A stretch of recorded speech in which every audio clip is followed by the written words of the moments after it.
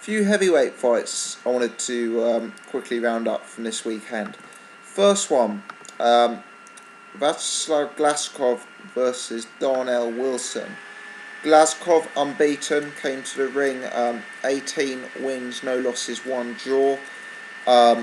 He's a fighter who's very highly rated on BoxRec. They give a lot of credence to his win over Thomas Ademic. I think they've got him as the 5th heavyweight in the world. He's someone I've monitored recently because he gets a lot of chat. He's very highly regarded. I know he's got a decent amateur pedigree. Guy's got a very good jab. Can't deny his jab is spectacular. I did a video about my top 10 heavyweight rankings and I didn't include him, and a lot of people piped up with his name. So he's someone I've looked into a bit. My honest thoughts on the guy is I'm not overly convinced on him. He drew with Malik Scott just before Malik Scott got knocked out by both Chisora and Wilder. Now, I thought Malik Scott won that fight. I thought Malik Scott outboxed him, outsmarted him that day. He then beat Derek Rossi in a very controversial fight that was very close indeed, and he was lucky to get the nod that day. So for my eyes, someone who's going life or death with Derek Rossi, someone who's going life or death with Malik Scott, it's hard to call him the number 5 heavyweight in the planet given the depth of talent. Now, Glazkov has got a jab. However, he's not the tallest heavyweight out there. I think he's about 6'3", 6'4". So it's going to be very easy for him to establish a jab against a shorter opponent, like we saw this weekend against Darnell Wilson, who's 5'10", and I believe like a sort of career cruiserweight, even career light heavyweight perhaps before then. Yeah, he was a light heavyweight. So it's going to be very easy for him to establish his jab and get into the rhythm when he's against an overweight opponent who's 5'10" and only fighting at heavyweight because they can't control their gut. It's going to be harder for him to do that when he fights the Tyson Furies, Vladimir Klitschko's, Deontay Wilders of this world. Now, the Thomas Ademic win is good form, but I've just done a video on Ademic versus Spilka, and I think Ademic is very much faded. You know, he's a heavyweight who doesn't have too much power. He's been someone who's relied on speed and technical ability throughout his career, and I think age 37 that's starting to wane. And I think even in that fight, I know Glazkov did win, but Ademic had spells where he looked like he could be the better fighter. So I'm yet to be convinced about Glazkov. Now, he got the job done in professional style on the weekend against Darnell Wilson. Scored a 7th round TKO, so fair play to him. I did have a look down this guy's sort of heavyweight history just to see how regularly he got stopped, and he's been stopped 6 times in his career, a lot of those recently. He's been stopped in, you know, the 5th round, the 4th round. He's stopped in the 4th round by Boistov, stopped in the 4th round by Juan Carlos Gomez, stopped in the 5th round last year by Andrei Fedosov. So it's kind of, I've had suspicions looking at his form that Glazkov isn't the biggest puncher out there. He seems to have a very powerful, hurtful jab. But, you know, the fact that Derek Rossi went 10 with him, the fact that Ademic went 12, the fact that Malik Scott went 10, even Konstantin Eretz went 10, I sort of got the impression he wasn't the biggest puncher out there, and he certainly took a lot longer to get Darnell Wilson out of there than some lesser rated opponents, shall we say. So I'm slightly on the fence on Glazkov still. So a professional performance. For me, he's a fighter with a very good jab, very good schooling, very good technical ability. I wonder, has he got the size for the very top heavyweights? And I think we do need to start talking about him with the very top heavyweights, seeing as he's now ranked number 5 in the world. And I'm not utterly convinced. Best win against Ademic, as I say, I'm not totally convinced that was a top Thomas Ademic, and even he caused some problems. Malik Scott, Derek Rossi caused a lot of problems. So I think Glazkov is vulnerable. And I'm interested to see how he progresses. For me, not a top 10 heavyweight as of yet, I must say. Next fight to cover, this one possibly slightly more briefly, Amir Mansour versus Fred Cassie. Now, Amir Mansour, 42, spent a long time in jail, I think best part of a decade.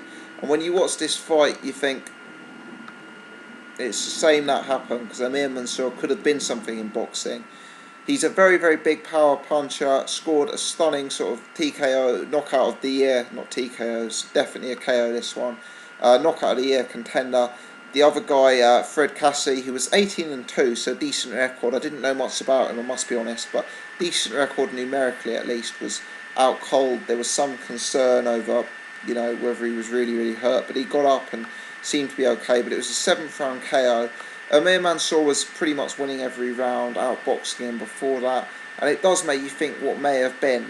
Fundamentally about Mansour, he's 42, he's in the autumn of his career. He got really outclassed, in my opinion, by Steve Cunningham in their last fight. And I think for me, that's the level he's going to be at. Amir Mansour is going to get rid of these guys you haven't heard of, because he hits too hard and he's too strong. But at 42, he's not going to be fresh enough to make a serious run at the belt. And in my eyes, sort of real solid veterans, who've had that constant boxing experience, guys like Tony Thompson, guys like Steve Cunningham, guys like Eddie Chambers, are going to get the nod over Mansour. He's a relevant heavyweight because he can hurt anyone with his power, but to my eyes, not quite top 20 level. So again, difficult, but yeah, stunning knockout certainly. The final fight, and I know it's probably the least entertaining fight of the three, was Eddie Chambers versus Marcelo Nascimento. Now, again, I did a prediction video this weekend where I think I got every single prediction wrong. I did think that Eddie Chambers would win this fight, don't get me wrong, but I thought he'd absolutely destroy Nascimento. I thought he'd be so many levels above. Nascimento, I think, has never won abroad, and he doesn't really seem to come to win. I did highlight in my pre-fight video that he was durable, but I said whilst he was durable, he usually gets done around 6-7, that sort of time period. And someone like Eddie Chambers should have the punching power, should have the ability to get him out of there. Now, this was an 8-round fight, and he very much came to survive. He didn't come to fight, he didn't engage. It was all about covering up, not getting hurt.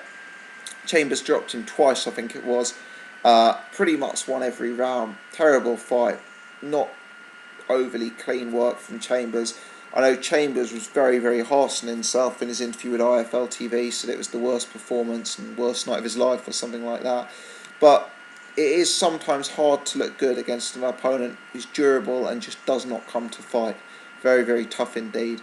Eddie Chambers, it's good for him to keep the momentum up, it's good for him to keep winning. I understand he's going to fight again in December, and that's certainly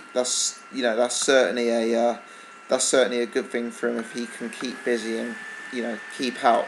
If he, in terms of opponents for Eddie Chambers, he's someone who I think is very gifted, a good sort of technical fighter, and he's punching a lot harder under Peter Fury. He's certainly in very good shape. So I'd like to see him keep busy. I'd like to see him in against a better level of opposition if at all possible, and hopefully that will bring out the best in him. Finally, I'll give a very quick shout out to young King Fury, also known as Hughie Fury, Tyson Fury's younger brother, not Hughie Fury as in the cousin. This Hughie Fury was 2-1 before his fight. He fought on the undercard at Blue Water, the same bill as Eddie Chambers. Very scary to think that this kid was born in 1996. But he's a big lad. He's 6'3". Built like a proverbial brick shithouse. And he fought an undefeated opponent, James Barnes, who was 1-0. It was good for Hughie Fury to get this one under his belt because he lost in his second fight. So he was 2-1 before this. Dropped the guy twice in the first round and got the KO 14 seconds into the second round. So good performance from him. Possibly one, I know he took an early loss, but possible one to keep eyes on given the family that he's involved with, and they all seem to be doing pretty well at the minute. So yeah, that's it. Good wins for Glazkov, Chambers, Mansour. 3 guys who are not quite top 10 heavyweights, but on the peripheral of that in terms of my rankings. And good to see young Hughie Fury keeping busy. Thanks for watching. Interested to hear your comments on these fighters. How do you rate them? Which one of these guys do you think is a threat towards the top?